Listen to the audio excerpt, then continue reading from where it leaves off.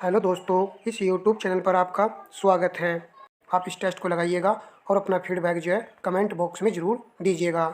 प्रश्न नंबर 1 है, प्रकाश वर्ष किसकी इकाई है? यहाँ पर ऑप्शन 1, 2, 3, 4 करके दिए गए हैं। तो ऑप्शन 1 सही रहेगा, दूरी। प्रकाश वर्ष जो है दूरी का मात्रक होता है। प्रश्न नंबर 2 है, मनुष्य की लार में उपस्थित एंजाइम होता है। आंसर हो जाएगा ऑप्शन 4 वाला, टाइलिन। मनुष्य की लार में उपस्थित एंजाइम टाइलिन होता है। प्रश्न नंबर नेक्स्ट है, नायलॉन के आविष्कार के साथ कौन संबंधित है? नायलॉन का आविष्कार से संबंधित वैज्ञानिक का नाम बताना है। ऑप्शन 4 यहाँ पर सही आंसर है, डॉक्टर वेलेस एच केरोथर्स। ये इसके लिए सही आंसर रहेगा। एग्जाम में भी ऑप्शन जो है 1, 2, 3, 4 करके ही दिए जाते हैं। प्रश्न नंबर 4 है, भ्रष्टाचार पर निगाह रखने वाली सर्वोच्च संस्था लोकपाल का गठन हुआ। इसके पहले लोकपाल कौन है? तो प्रथम लोकपाल पूछा गया है, तो 2 वाला विकल्प यहाँ पर सही है, सेवानिवृत्त न्यायाधीश जस्टिस पिनाकी चंद्र घोष। प्रश्न नंबर नेक्स्ट लगाते हैं, म्यांमार की राजधानी नए पताओ इसकी मुद्रा है। तो ऑप्शन 4 यहाँ पर सही है, कवात। म्यांमार की राजधानी है नए पताओ। ये भी यहाँ पर एक प्रश्न है और इसकी मुद्रा पूछा गया है जो कि कवात है। प्रश्न नंबर 6 है, किस ग्रह के वातावरण में अधिकांश तौर पर कार्बन डाइऑक्साइड पाई जाती है? शुक्र ग्रह, बुध, शनि, पृथ्वी। तो पहले वाला ही विकल्प सही है, शुक्र ग्रह। ऐसे प्रश्न एग्जाम में आते हैं, इन्हीं प्रश्नों पर हमको पकड़ बनानी है ताकि कोई भी गलती ना हो और हम 40 में से 40 अंक अर्जित कर सकें। निम्नलिखित में से भारत रत्न का सम्मान पाने वाले पहले व्यक्ति कौन थे? तो ऑप्शन 3 चुनने वाले विद्यार्थियों का राइट आंसर होगा सीवी रमन। भारत रत्न जो है स्टार्टिंग में 3 व्यक्तियों को दिया गया था, जिसमें सीवी रमन भी शामिल थे। भारत रत्न पाने वाले पहले व्यक्ति थे डॉक्टर सर्वपल्ली राधाकृष्णन और सी राजगोपालाचारी, और तीसरे व्यक्ति थे सीवी रमन। प्रश्न नंबर नेक्स्ट है, अबरख का सबसे बड़ा भंडार कहाँ है? दक्षिण अफ्रीका में, भारत में, संयुक्त राज्य अमेरिका में, ऑस्ट्रेलिया में। तो अबरख का सबसे बड़ा भंडार भारत देश में है। तो 2 वाला ऑप्शन यहाँ पर सही हो जाएगा, इम्पोर्टेंट है। प्रश्न नंबर नेक्स्ट है, 2 नदियों के बीच उपजाऊ भूमि को कहते हैं। 2 नदियों के बीच की उपजाऊ भूमि को क्या कहा जाता है? 2 आप ऑप्शन 3 वाला विकल्प यहाँ पर सही है। प्रश्न नंबर नेक्स्ट है, भारत में निम्नलिखित में से किस राज्य की सीमा म्यांमार के साथ नहीं लगती है? असम, मणिपुर, नागालैंड, अरुणाचल प्रदेश। तो पहले वाला विकल्प यहाँ पर सही हो जाएगा, असम राज्य की सीमा म्यांमार देश के साथ में नहीं लगती है, जबकि मणिपुर की लगती है, नागालैंड की लगती है, अरुणाचल प्रदेश की लगती है। प्रश्न नंबर नेक्स्ट लगाइए, निम्नलिखित में से कौन सा अधिकार अभी तक भारतीय संविधान द्वारा एक मौलिक अधिकार के रूप में नहीं दिया गया है? तो तीसरे वाला ऑप्शन यहाँ पर सही होगा, संपत्ति का अधिकार। मौलिक अधिकार इस वक्त जो 6 हैं, पहले 7 हुआ करते थे। संपत्ति के अधिकार को 44वें संविधान संशोधन के द्वारा 1978 में हटा दिया गया था। प्रश्न नंबर लगाते हैं नेक्स्ट,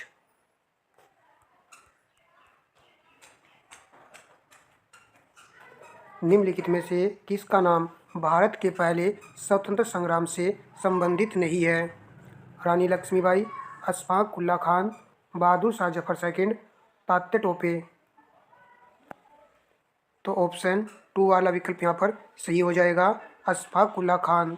ये पहले स्वतंत्र संग्राम से संबंधित नहीं थे। प्रश्न नंबर लगाते हैं 13, निम्नलिखित में से कौन सा कथन सही नहीं है? अनुच्छेद 368 संविधान संशोधन का अधिकार। तो ये वाला सही है यहाँ पर। अनुच्छेद 360 वित्तीय आपातकाल की उद्घोषणा। तो ये भी सही है। अनुच्छेद 280 वित्त आयोग का गठन। ये भी यहाँ पर सही है। तो 4th वाला ऑप्शन जो है सही नहीं होगा, अनुच्छेद 249 अंतर्राष्ट्रीय परिषद का गठन, ये सही नहीं है। संसद से संबंधित होता है, इसके पास वो प्रावधान होता है कि ये किसी भी कानून को बना सकता है। नेक्स्ट प्रश्न देखिए, भारत का अंतिम वायसराय कौन था? अंतिम कह रहा है, कौन था? लॉर्ड माउंटेबन थे भारत के अंतिम वायसराय। प्रश्न नंबर 15 है, गैल्वेनोमीटर के द्वारा पता लगाते हैं। इम्पोर्टेंट है, कई बार एनटीपीसी में पूछा गया है क्वेश्चन ये। तो ऑप्शन थर्ड वाला सही है यहाँ पर। धारा का पता लगाते हैं गैल्वेनोमीटर से। प्रश्न नंबर नेक्स्ट है, सीपीयू का पूरा रूप है। सीपीयू की फुल फॉर्म से पूछी गई है, सेंट्रल प्रोसेसिंग यूनिट। तो थर्ड वाला विकल्प यहाँ पर सही है। प्रश्न नंबर नेक्स्ट है, कौन सा मूल तत्व जो सभी जैविक यौगिक में उपस्थित होता है? वह कौन सा मूल तत्व है जो सभी जैविक यौगिक में उपस्थित होता है? तो पहला ही ऑप्शन यहाँ पर सही है, कार्बन सभी जैविक पदार्थों में विद्यमान होता है। प्रश्न नंबर 18 है, संसद के कितने एंग्लो इंडियन समुदाय के सदस्यों को नामांकित किया जा सकता है? तो 2 सदस्यों को नामांकित किया जा सकता था, परंतु ये संविधान संशोधन के द्वारा एंग्लो इंडियन समुदाय को अब हटा दिया गया है। चलिए प्रश्न नंबर नेक्स्ट लगाते हैं, पता नहीं कैसे इन प्रश्न डाल दिया है। प्रश्न नंबर 19 है, राजा महाबली के सम्मान में तथा फसलों की अच्छी उपज के लिए मनाए जाने वाला त्यौहार ओणम किस राज्य का त्यौहार है ये? तो ऑप्शन 2 वाला सही यहाँ पर, केरल राज्य में मनाया जाता है ओणम त्यौहार। बहुत पूछा जाता है और इसको याद रखना है, फसलों की अच्छी उपज के लिए इस त्यौहार को जो है मनाया जाता है। प्रश्न नंबर नेक्स्ट है, विश्व पर्यावरण दिवस प्रति वर्ष मनाया जाता है, 5 जून को मनाया जाता है। प्रश्न नंबर नेक्स्ट है, पर्यावरण संरक्षण अधिनियम लागू हुआ है। तो 1986 में लागू हुआ था, परंतु देखना है कि ऑप्शन 3 वाला आएगा या ऑप्शन 4 वाला आएगा। तो ऑप्शन 3 वाला पॉइंट यहाँ पर सही रहेगा। 19 नवंबर 1946 को पर्यावरण संरक्षण अधिनियम लागू किया गया था। प्रश्न नंबर नेक्स्ट लगाते हैं कि ऐसे प्रश्न ही आएंगे एनटीपीसी एग्जाम में। प्रीवियस क्वेश्चन को हमने ध्यान से देखा भी है। जीएसटी किस प्रकार का कर है? तो यह एक अप्रत्यक्ष कर है। जीएसटी को लागू किया गया था 1 जुलाई 2017 को। जीएसटी दिवस मनाया जाता है तो 1 जुलाई को मनाया जाता है। ये प्रश्न भी पूछा जाता है। प्रश्न नंबर लगाते हैं नेक्स्ट, निम्नलिखित में से सोशल मीडिया कम्युनिकेशन का साधन कौन सा है? इंटरनेट, मोबाइल फ़ोन, डाक व पत्र, ये सभी। तो यहाँ पर आंसर हो जाएगा ये सभी। दोस्तों, सेशन पसंद आने पर वीडियो को लाइक शेयर कीजिएगा अपने दोस्तों में, ताकि ज़्यादा से ज़्यादा विद्यार्थी इस यूट्यूब चैनल से जुड़ सके और हम ये क्लास से कंटिन्यू जारी रखें। लैन का क्या अर्थ है? तो विकल्प जो है ऑप्शन 2 यहाँ पर सही रहेगा, लोकल एरिया नेटवर्क।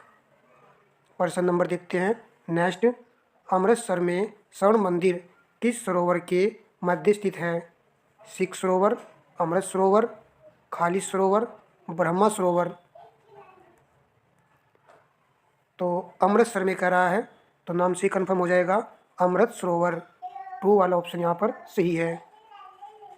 प्रश्न नंबर नेक्स्ट है, मानव अधिकार संरक्षण अधिनियम 1993 की धारा 14 में वर्णित विषय है।